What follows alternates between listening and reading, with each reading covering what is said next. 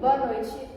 Daremos início a mais um episódio do nosso podcast e nosso tema hoje será sobre os opioides. Temos aqui alguns convidados presentes. Boa noite. Boa noite. E daremos início ao nosso bate-papo. Doutora Jéssica, qual a classificação dos opioides? Os opioides eles se classificam em agonistas, antagonistas parciais, agonistas, antagonistas e antagonistas. E qual a diferença dessas classes? Vou falar brevemente sobre eles. Os agonistas opioides eles se apresentam com alta afinidade com os receptores opioides e têm elevada atividade intrínseca a nível celular.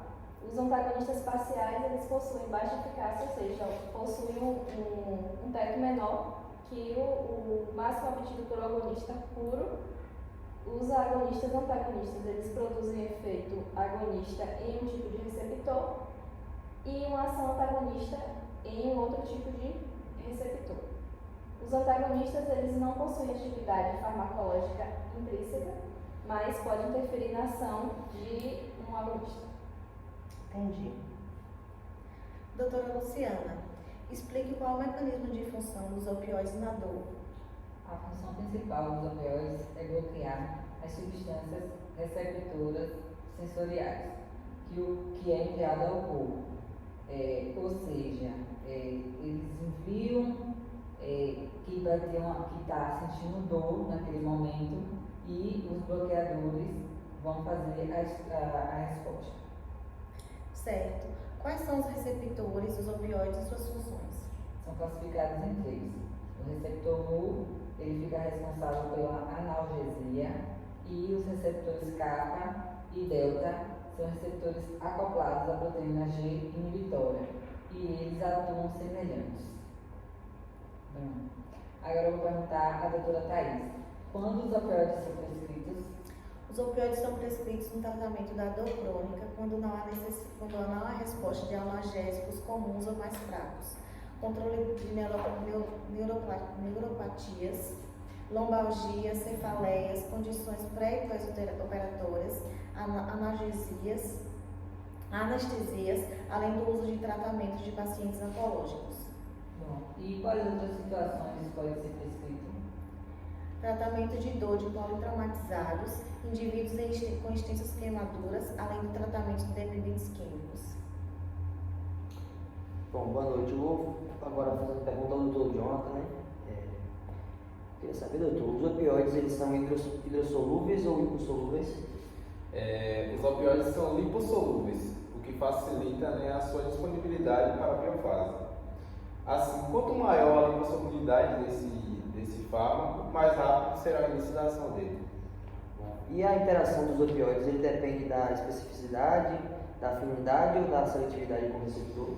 A capacidade desse fármaco de afetar um determinado receptor é relacionada com a afinidade do fármaco, ou seja, a eficácia na intrínseca, né? A afinidade e a atividade de um fármaco são determinadas por sua estrutura química. Bom, e ele gera estímulo ou ele causa bloqueio de estímulos? Eles são utilizados como bloqueadores de estímulos, inibindo as dores e causando uma sensação de bem-estar, sendo assim uma classe de poderosos analgésicos. Agora eu vou fazer uma pergunta direcionada a você, doutor Luan. Por onde são secretados esses opioides? Bom, os opioides eles são metabolizados no fígado em metabolitos ativos e inativos, né? E que eles são excretados na urina e bile. Alguns opioides, como morfina, eles são excretados em parte pela bile, pois eles são glucuronídeos hidrossolúveis. A flora intestinal ela metaboliza esses glucuronídeos em compostos que podem ser reabsorvidos e direcionados para a circulação enterohepática, certo? E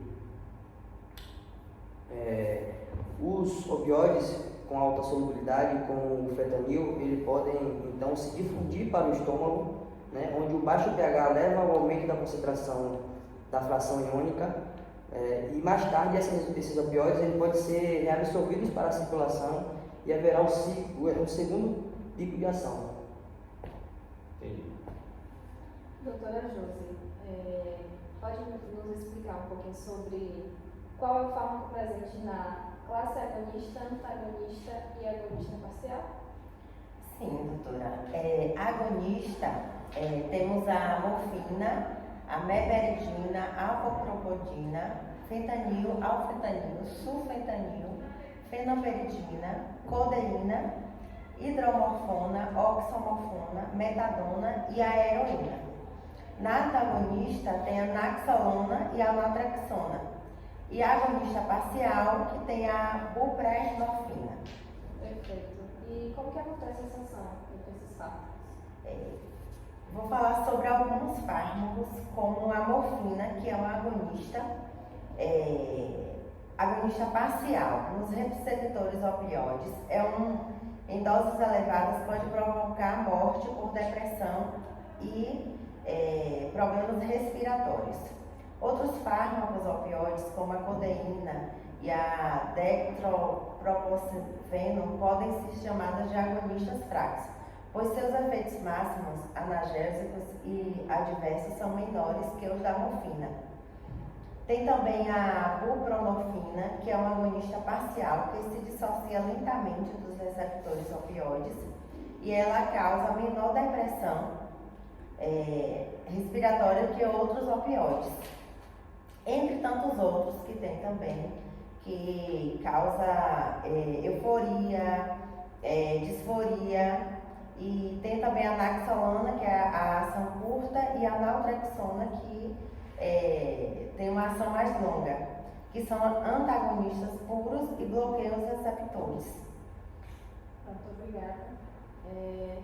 Queria agradecer a todos os participantes aqui, né, que esclareceram um pouco mais sobre a classe dos opioides e ficaremos com mais um episódio. Aguardo vocês com mais um episódio do nosso podcast.